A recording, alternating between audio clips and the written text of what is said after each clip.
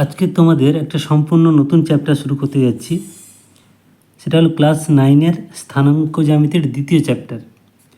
অর্থাৎ আগের চ্যাপ্টারে তোমরা স্থানাঙ্ক জ্যামিতির আগের চ্যাপ্টারে দুটো বিন্দুর মধ্যে দূরত্ব নির্ণয় শিখেছিলে। তো এখানে সরলরেখার অন্তর্বিভক্ত এবং বহির্বিভক্ত এটা শিখব। অর্থাৎ কোষে দেখি 19-এর অঙ্কগুলো আমরা শুরু করব। কিন্তু সরাসরি চ্যাপ্টারে যাওয়ার আগে তোমাদের দুটো সূত্র ভালো করে বুঝিয়ে নেব। এটা তোমরা ভালো করে বুঝবে, কারণ এই সূত্রগুলোর উপর নির্ভর করে চ্যাপ্টারে অঙ্কগুলো আমাদের সমাধান করতে হবে। তোমরা যেহেতু আগে লেখচিত্র করেছো বা রাশিবিজ্ঞানও করেছো এবং আগে স্থানাঙ্ক জ্যামিতি করেছো, সেক্ষেত্রে লেখচিত্র সম্বন্ধে তোমাদের ধারণা আছে। তো এরকম আমরা নিই এক্স ও এক্স ড্যাশ, ওয়াই ও ওয়াই ড্যাশ। তো ধরি এই লেখচিত্রে দুটো বিন্দু আছে, একটা বিন্দু এ আর একটা বিন্দু বি। এই এ বিন্দু স্থানাঙ্ক হচ্ছে x1 y1 আর বি বিন্দু স্থানাঙ্ক x2 y2। এবার তোমাদের বললো যে এই দুটো বিন্দুর মাঝখানে কোনো একটা বিন্দুতে এইটা স্থানাঙ্ক নির্ণয় করতে হবে। যদি এমন বলে যে এই যে সংযোজক সরলরেখা তাকে ওই বিন্দুটা m:n অনুপাতে ভাগ করেছে, মানে এইখান থেকে এইটা m এবং এটা দৈর্ঘ্য n, মানে দৈর্ঘ্য সরাসরি নয়, অনুপাতটা হচ্ছে m আর n, তাহলে এই বিন্দু স্থানাঙ্ক আমাদের কত সেটা নির্ণয় করতে হবে।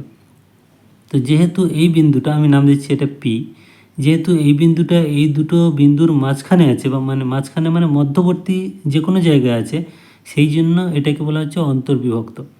যদি এমন হতো যে এই সরলরেখার বাইরে কোনো একটা বিন্দু হতো, ধরো এই জায়গাটায় m:n অনুপাতে ভাগ হয়েছে বা এটার নাম p, তখন সেটাকে আমরা বলবো বহির্বিভক্ত। তো এখানে এই দুটো জিনিসই আছে, একটা হচ্ছে অন্তর্বিভক্ত আর একটা হচ্ছে বহির্বিভক্ত। যদি আমরা অন্তর্বিভক্তটা ধরে নিই যে দুটোর মধ্যবর্তী কোনো একটা জায়গায় p বিন্দুটা আছে, তাহলে এই p বিন্দু স্থানাঙ্কর যে সূত্রটা হবে সেটা হলো যে p বিন্দু স্থানাঙ্ক সমান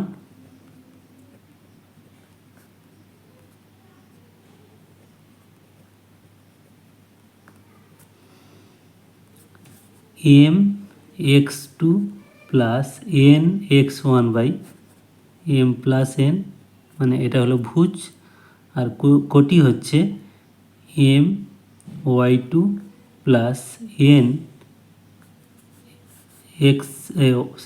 y1 বাই m + n। এই হচ্ছে সূত্র। যদি এটা অন্তর্বিভক্ত হয় তাহলে সূত্রটা কী হলো, m(x2) মানে এই m(x2 + n(x1 by m + n), আর এখানে হচ্ছে m(y2 + n এই n(y1 বাই m + n)। এই সূত্রটাকে আমরা অঙ্কে ব্যবহার করব। এটা কিসের ক্ষেত্রে প্রযোজ্য? এটা হলো অন্তর্বিভক্ত।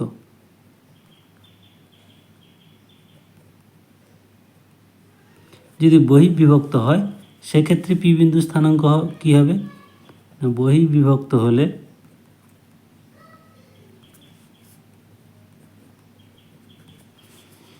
p বিন্দু স্থানাঙ্ক হবে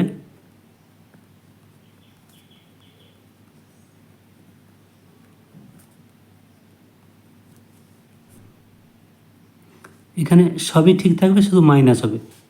তাহলে সূত্রটা হবে এরকম, m(x2 - n(x1 by m - n), আর y এর মানে কোটি স্থানাঙ্ক হচ্ছে m(y2 - n(y1 by m - n)। তাহলে এটা হলো বহির্বিভক্ত স্থানাঙ্ক। যদি বহির্বিভক্ত হয় p বিন্দু স্থানাঙ্ক, এটা যদি অন্তর্বিভক্ত হয় তাহলে p বিন্দু স্থানাঙ্ক। কিন্তু যদি এমন হয় যে দুটো বিন্দুর এই m আর n এর মান সমান, মানে এই বিন্দুটা হচ্ছে এই দুটোর মধ্যবর্তী বিন্দু, অর্থাৎ m = 1 আর n = 1, তাহলে আমাদের এই সূত্রটা কী হবে একটু দেখে নিই।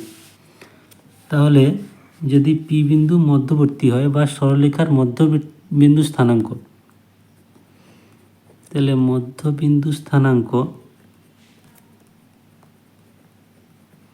বহির্বিভক্ত হলে মধ্যবিন্দু স্থানাঙ্কর কোনো প্রশ্নই নেই, শুধু অন্তর্বিভক্তর ক্ষেত্রে মধ্যবিন্দু স্থানাঙ্ক আসবে। সেক্ষেত্রে আমরা m সমান পাচ্ছি 1 আর n সমানও পাচ্ছি 1। এই মানটা আমরা এইখানে জাস্ট বসিয়ে দেবো, আর কিছু না। তাহলে সূত্রটা দাঁড়াচ্ছে x2 plus x1 by 1 plus 1 মানে 2, আর y2 প্লাস y1 বাই এটাও 1 প্লাস 1 মানে 2। এটাকে যদি আমরা সাজিয়ে লিখি x1 plus x2 by 2, by 2, আর y1 প্লাস y2 বাই 2। তাহলে এইটা হলো স্থানাঙ্ক। যদি মধ্যবিন্দু স্থানাঙ্ক আমাদের নির্ণয় করতে বলে, সেক্ষেত্রে সূত্রটা হচ্ছে x1 প্লাস x2 বাই 2 আর y1 প্লাস y2 বাই 2। তো এই ছিল আমাদের মূল সূত্রগুলো। এবারে অঙ্ক করতে গেলে যেমন পরিস্থিতি আসবে, যেমন সূত্রকে চেঞ্জ করতে হবে, সেগুলো আমরা অঙ্কতেই আলোচনা করে নেব। এবার আমরা চ্যাপ্টারের অঙ্কগুলো শুরু করব। তো কোষে দেখি 19-এর 1-এর দাগে বলেছে নিচের বিন্দুদ্বয়ের সংযোজক সরলরেখাংশগুলি যে বিন্দুতে প্রদত্ত অনুপাতে বিভক্ত তার স্থানাঙ্ক নির্ণয় করি। এখানে দুটো বিন্দু দিয়েছে, একেরটার দুটো বিন্দু দিয়েছে এবং 3:4 অনুপাতে অন্তস্থভাবে বিভক্ত। তাহলে অন্তস্থভাবে বিভক্ত হলে আমরা যে সূত্রটা জানি সেখানে ব্যবহার করব। তো এইভাবে 4টে অঙ্ক দেওয়া আছে, দুটো অন্তস্থভাবে বিভক্ত আর দুটো বহিস্থভাবে বিভক্ত। তাহলে আমাদের এই দুটো বিন্দু দিয়েছে, এই অনুপাতে অন্তস্থভাবে বিভক্ত।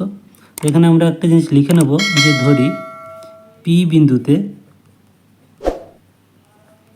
অন্তস্থভাবে বিভক্ত,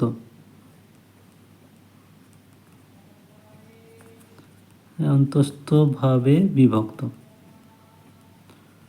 তাহলে অতএব পি বিন্দু স্থানাঙ্ক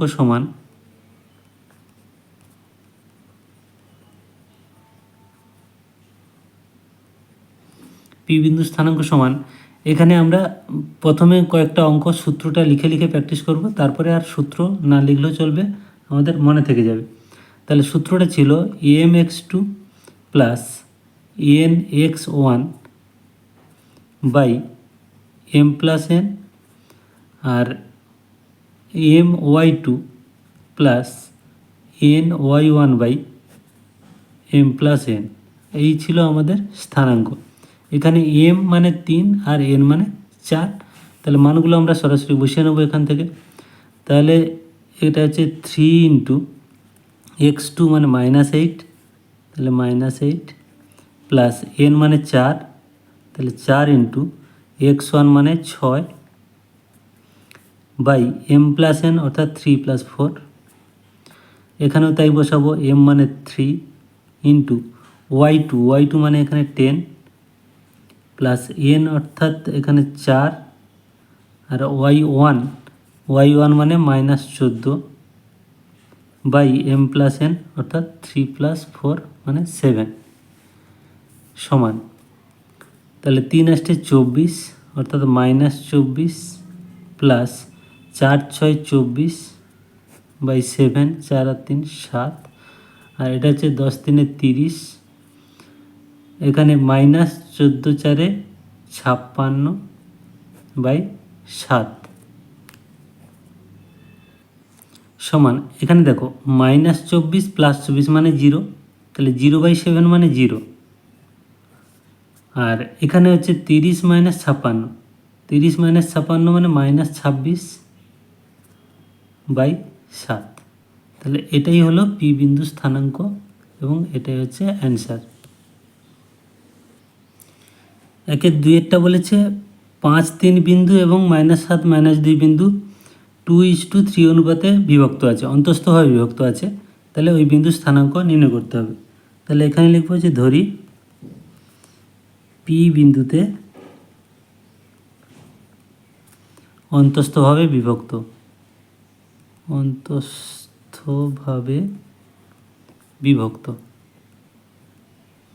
তাহলে অতএব পি বিন্দু স্থানাঙ্ক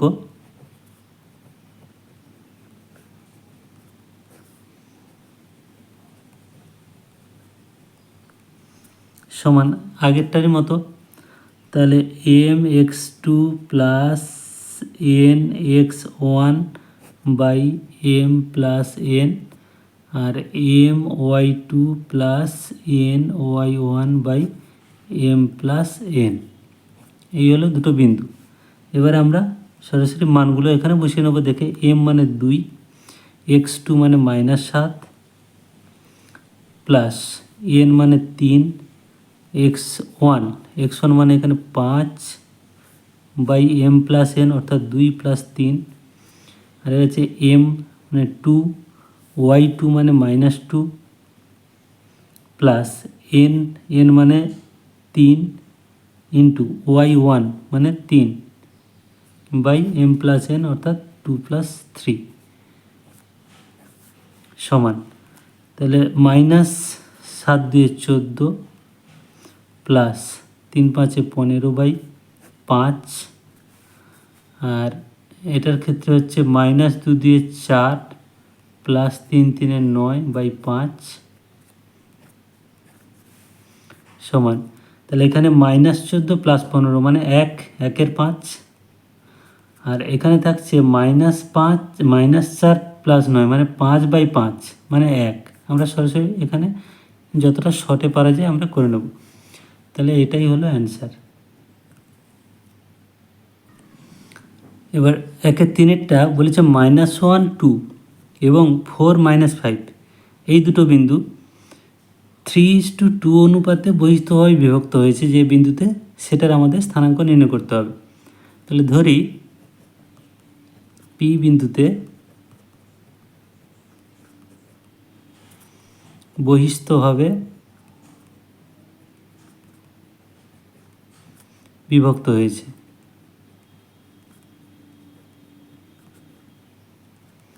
অতএব পি বিন্দু স্থানাঙ্ক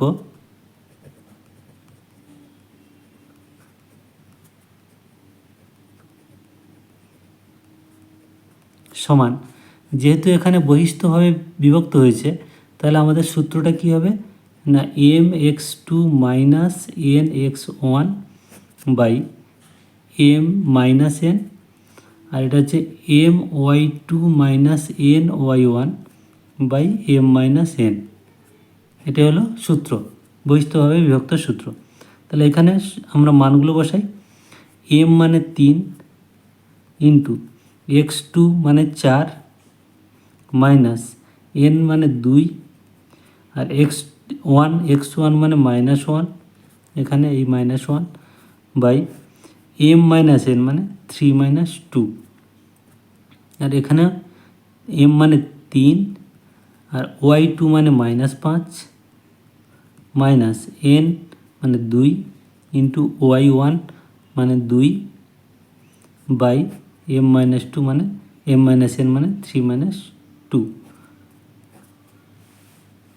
তাহলে সমান 3 4 12 মাইনাস মাইনাসে মাইনাসে প্লাস 2 1 2, আর এখানে 3 - 2 মানে 1, এখানে 3 5 -15, আর -2 দিয়ে 4 বাই 1, তাহলে সমান হচ্ছে 12 আর 2 14 বাই 1 মানে 14, আর এখানে -15 মাইনাসের মানে -19 বাই 1 মানে -19, অর্থাৎ পি বিন্দু স্থানাঙ্ক হলো 14 - 19, এটাই হলো অ্যান্সার।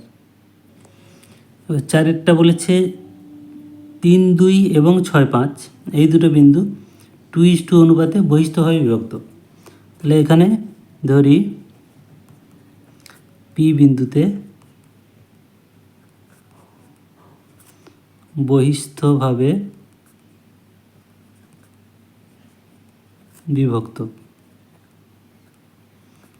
বিভক্ত হয়েছে, তাহলে পি বিন্দু স্থানাঙ্ক, অতএব পি বিন্দু স্থানাঙ্ক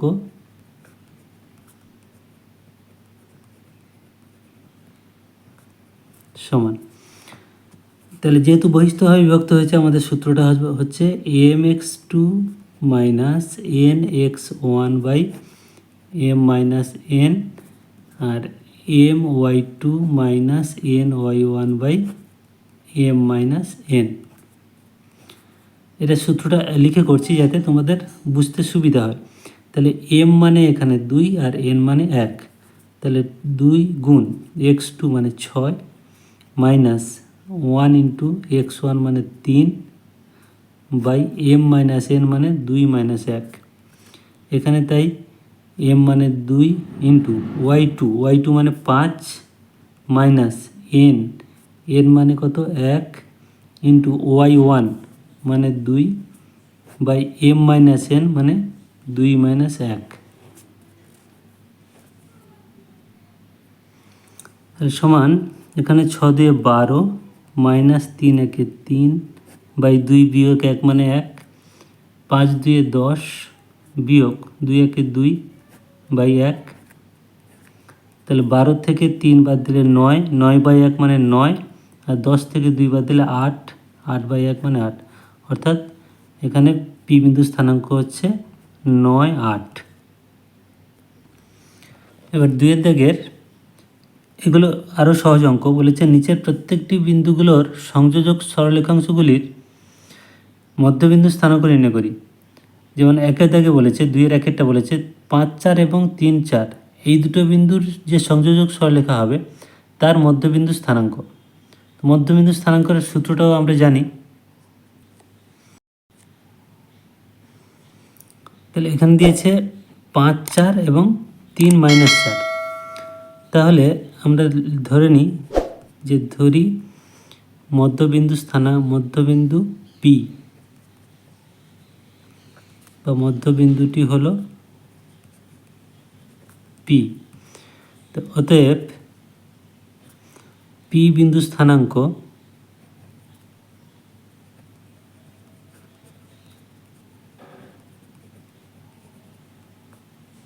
সমান, আমরা সূত্রটা জানি যে x1 প্লাস x2/2 আর y1 প্লাস y2/2। এখানে x1 মানে কত না 5 আর x2 মানে 3/2, y1 মানে 4 আর y2 মানে -4 মানে 4 মাইনাস 4/2 সমান, তাহলে 5 আর 3 8/2 মানে 4, আর এখানে 4 মাইনাস 4 মানে 0/2 মানে 0, অর্থাৎ মধ্যবিন্দু স্থানাঙ্ক কত না 40। তাহলে এটাই হলো মধ্যবিন্দু স্থানাঙ্ক। 2 6 2 বলেছে 6 0 এবং 0 7। তাহলে ধরি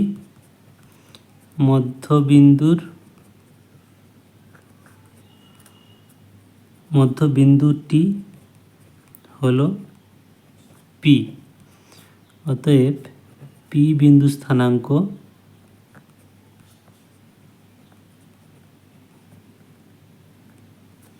সমান x1 প্লাস x2/2 আর y1 প্লাস y2/2। তোমরা এই সূত্রটা না লিখেও করতে পারো, প্র্যাকটিসের জন্য আমি এটা লিখে দিচ্ছি বারবার। x1 মানে এখানে 6, তাহলে 6 প্লাস x2 মানে 0/2, আর এখানে y1 মানে এখানে 0, 0 প্লাস y2 মানে 7/2, তাহলে সমান হচ্ছে 6 যোগ 0 মানে 6, 6/2 মানে 3, আর এখানে 7/2। তাহলে মধ্যবিন্দু স্থানাঙ্ক হলো 3, 7/2। 3 দাগেরটা বলেছে 1, 3 বিন্দুটি 4, 6 এবং 3, 5 বিন্দুদ্বয়ের সংযোজক সরলরেখাংশকে কী অনুপাতে বিভক্ত করেছে হিসেব করে লিখি। তাহলে এক্ষেত্রে কিন্তু কোনো অনুপাতে বলেনি, এখানে আমরা যে বিন্দুটা স্থানাঙ্ক নির্ণয় করছি সেই বিন্দুটাই দেওয়া আছে। এখানে আমাদের নির্ণয় করতে হবে কি অনুপাতে, মানে আমরা যে m/n অনুপাতে ধরে নিচ্ছি সেই m/n এর মানটা আমাদের নির্ণয় করতে হবে। আমরা লিখে নেব যে মনে করি পি বিন্দুতে m/n অনুপাতে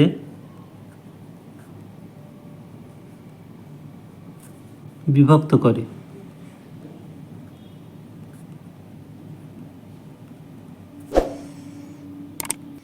আর যে দুটো বিন্দু দেওয়া ছিল সেটা হলো 4, 6 আর একটা ছিল 3, 5, এই দুটো বিন্দু ছিল।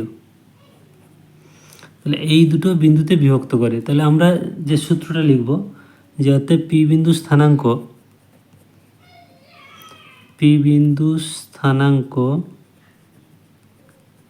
সমান, যেহেতু আমরা m/n অনুপাতে লিখেছি, আমাদের m এবং n এর মান জানা নেই, সেই জন্য আমরা সরাসরি m দিয়ে লিখব। তাহলে m x2 মানে 3 প্লাস n x1 মানে 4 বাই m প্লাস n।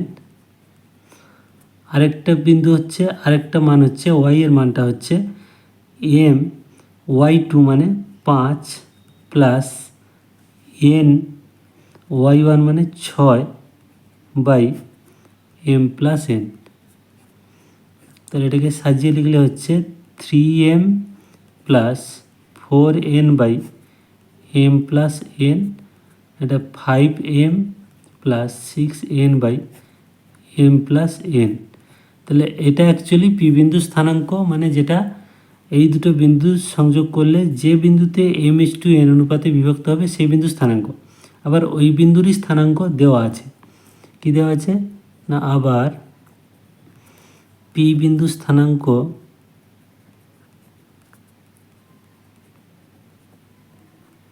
সমান 1-3 বলেছে। 1-3 বিন্দুতে কি অনুপাতে বিভক্ত হবে। তার মানে এই যে দুটো মান আমাদের নির্ণয় হলো, মানে দুটো, একটা হচ্ছে x এর মান, একটা y এর মান, আর এখানে এই x এর মান y এর মান একই। তার মানে এটা সমান আমরা এটা করতে পারি এবং এটা সমান এটা লিখতে পারি, যে কোনো একটা করলে কিন্তু অনুপাত চলে আসবে। তাহলে অতএব 3m plus 4n by m plus n সমান 1। এবার আমরা সমাধান করব, বা কোনাকুনি গুণ করলে 3m plus 4n is equal to m plus n, বা এই এমটা যদি এপারে আসে মাইনাস হবে, মানে 2m হবে, এবং এই এনটা যদি ওপারে যায় তাহলে n মাইনাস 4n মানে মাইনাস 3n।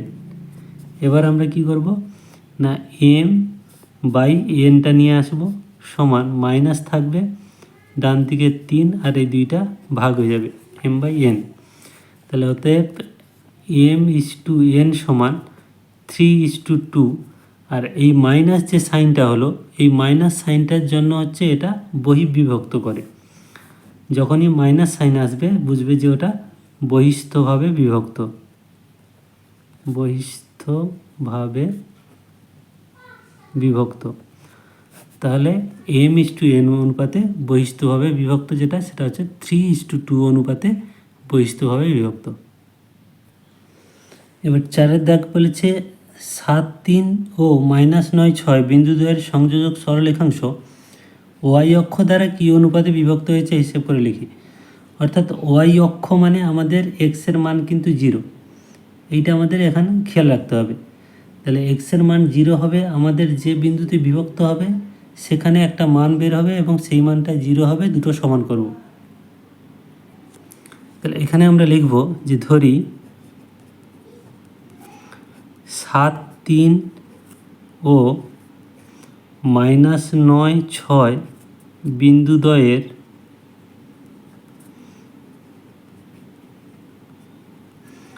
সংযোজক রেখাংশ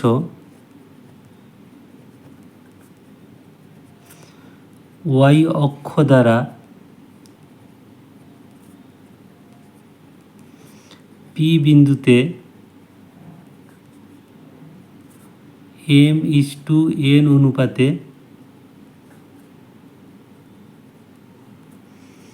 বিভক্ত হয়েছে।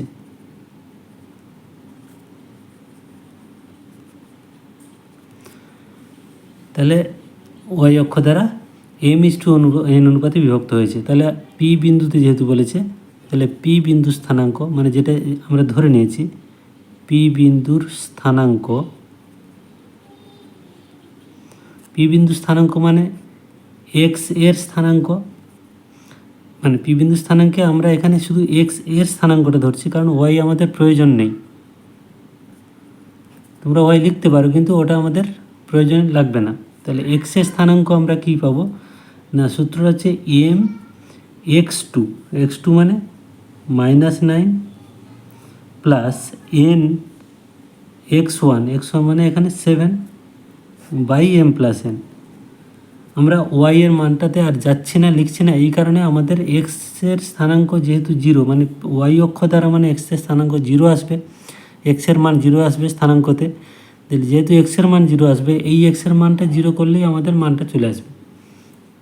তাহলে এখানে আবার লিখে দেবো, এখানে সমান করে একটু সাজিয়ে নিলে -9m + 7n by m + n, এটা আমাদের মানটা নির্ণয় হলো। এবার দেখো আরেকটা জিনিস লিখব, যে আবার যেহেতু পি বিন্দু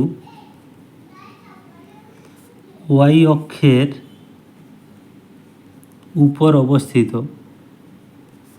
বা উপর একটি বিন্দু, সুতরাং x সমান 0। তাহলে এই যে দুটো মান, এই দুটো আমরা এবার সমান করে দিচ্ছি।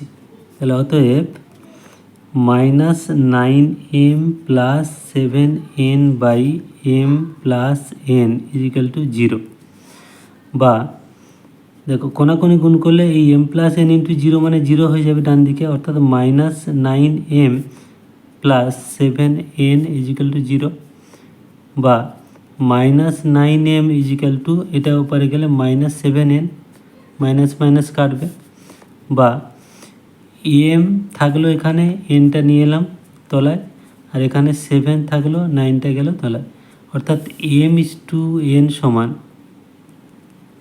কত হলো না 7:9। তাহলে এই অনুপাতে বিভক্ত হয়েছে এবং এটা অন্তস্থভাবে বিভক্ত হয়েছে, যেহেতু সাইনটা আমাদের পজিটিভ এসছে। তাহলে অতএব 7,3 ও -9,6 বিন্দুদ্বয় বা বিন্দুদ্বয়ের সংযোজক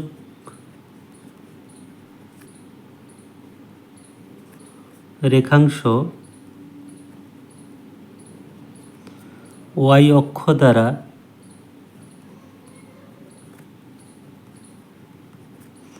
7:9 অনুপাতে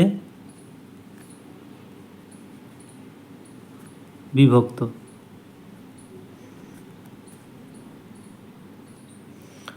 এবার 5-এর দাগে বলেছে, খুব ভালো একটা অঙ্ক, প্রমাণ করি যে এ বিন্দু দেওয়া আছে 7-3, বি বিন্দু 9-6, সি বিন্দু 10-12, ডি বিন্দু 8-9, এই যে চারটে বিন্দু, এটা একটা চতুর্ভুজের। এই বিন্দুগুলি পরস্পর যুক্ত করলে একটি সামান্তরিক গঠিত হবে। তাহলে এই যে চারটে বিন্দু, এগুলো যুক্ত করলে আমরা একটা চতুর্ভুজ পাবো। সেই চতুর্ভুজটাকে আমাদের সামান্তরিক প্রমাণ করতে হবে। তো এখানে সামান্তরিক প্রমাণ করার একটাই উপায় হচ্ছে যে কর্ণদ্বয় পরস্পরকে সমদ্বিখণ্ডিত করেছে, অর্থাৎ কর্ণদ্বয়ের যে বিন্দুতে ছেদ করেছে সেই বিন্দুটাকে একই দেখাতে হবে। তো আগে আমরা চতুর্ভুজটা এঁকে নিই। তাহলে যে চারটি বিন্দু দেওয়া ছিল এ বি সি ডি, সেটা নিয়ে আমরা একটা চতুর্ভুজ আঁকলাম। এ বিন্দু স্থানাঙ্ক দিয়েছে 7-3, বি বিন্দুর 9-6 এবং সি বিন্দু 10-12, আর ডি বিন্দু 8-9। এই যে চারটে বিন্দু হয়েছে, আমরা চতুর্ভুজটা পেয়েছি।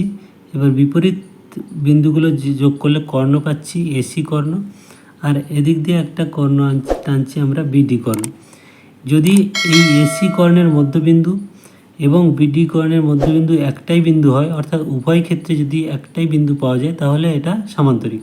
মানে প্রথমে আমরা এসি কর্ণটা মধ্যবিন্দু নির্ণয় করব, আবার বিডি কর্ণেরও মধ্যবিন্দু নির্ণয় করব, উভয় ক্ষেত্রে দেখব স্থানাঙ্ক একই হচ্ছে কিনা। এটাই হচ্ছে এই অঙ্কের মূল জিনিস। তাহলে এখন এসি কর্ণের মধ্যবিন্দু স্থানাঙ্ক সমান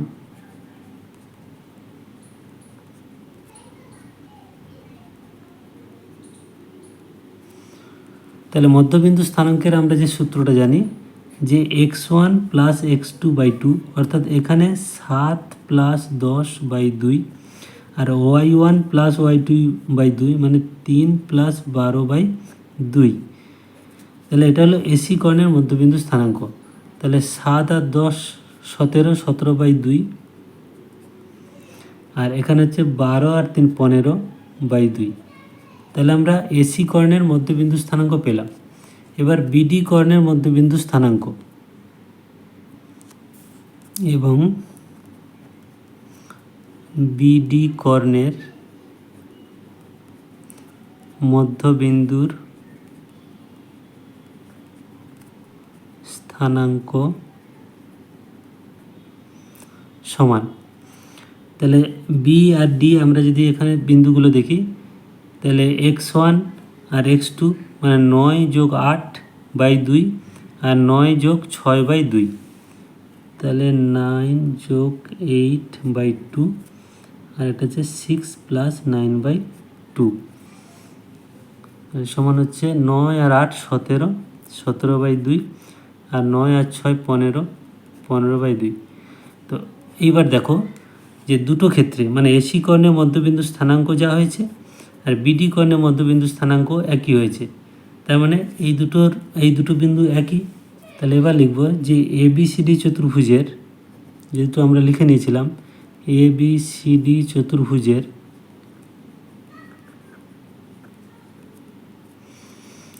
এসি ও বিডি কর্ণদ্বয় পরস্পরকে, এটা আমরা জানি যে পরস্পরকে সমদ্বিখণ্ডিত করে।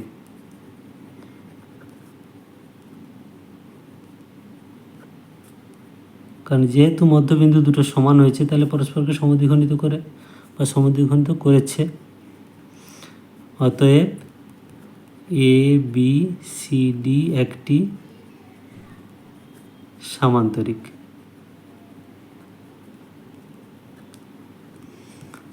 তাহলে নিশ্চয়ই বুঝতে পেরেছ। তো এই ভিডিওটা আমরা এখানে শেষ করছি। আমরা নেক্সট ভিডিওতে 6 দাগ থেকে শুরু করব।